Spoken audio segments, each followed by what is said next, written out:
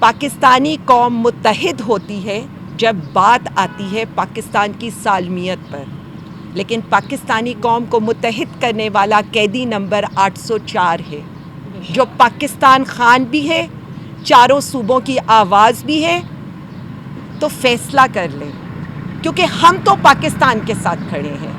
اب اس اردلی حکومت نے فیصلہ کرنا ہے کہ اندرونی لڑائی لڑنی ہے، یا ارباب اختیار نے یہ فیصلہ کرنا ہے کہ اندرونی لڑائی لڑنی ہے یا سرحدوں پر مقابلہ کرنا ہے۔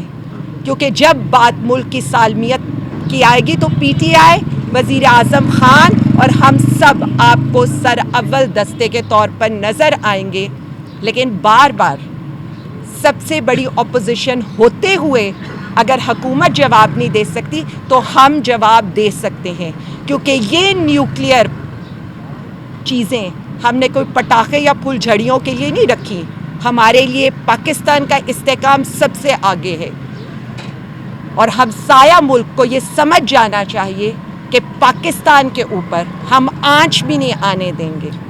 وہ جو ملک کا وزیر اعظم جیل میں بیٹھا ہے نا، عوام اس کی آواز پر لبیک بھی کہتی ہے اور عوام اس کی بات سنتی بھی ہے، لیکن جواب ایک ہی ہے، انتظار نہیں کریں گے ہم۔